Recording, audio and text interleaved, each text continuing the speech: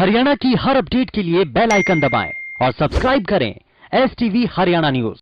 वहीं किसानों की कई सवाल जब सरकार से पूछे जा रहे हैं और सरकार के ऊपर चौतरफा तरीके से विपक्ष के हमले चल रहे हैं, तो इस दौरान हरियाणा के कृषि मंत्री जेपी दलाल ने रविवार को पातवान गांव में बर्बाद हुई कपास की फसल का निरीक्षण किया और किसानों को उचित मुआवजा दिए जाने का भरोसा दिलाया।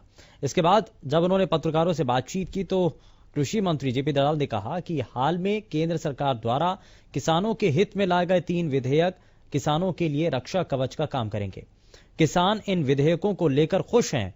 किसान चाहते हैं कि उनकी धान, कपास और बाजरे की फसल की सरकारी खरीद हो और पैसा सीधे उनके खाते में आए।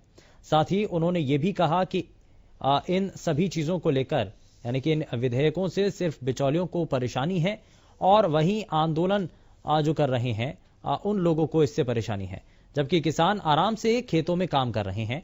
इसके अलावा उन्होंने बताया कि 42 करोड़ की लागत से 20 एकड़ में एक पशु विज्ञान केंद्र बनेगा।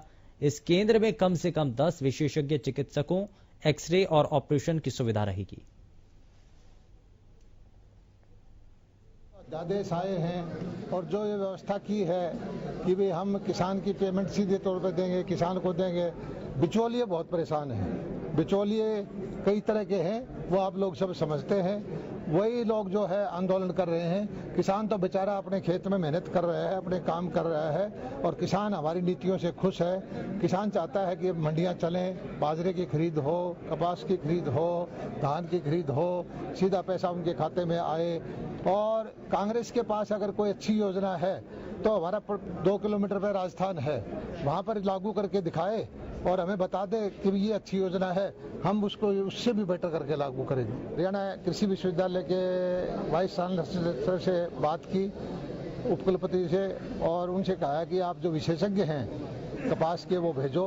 5-7 विशेषज्ञ जो है वो आए और किसान की बीमारी का मैंने कहा भी इस बार तो जो होगी होगी, भविष्य में ऐसी व्यवस्था करो कि किसान की मेहनत ऐसे बर्बाद नहीं होनी चाहिए, उनकी फसल खराब नहीं होनी चाहिए। और अपने कृषि विभाग के अधिकारी और जो यूनिवर्सिटी के जो साइंटिस्ट सब मिलकर ऐसी व्यवस्था खड़ी करें।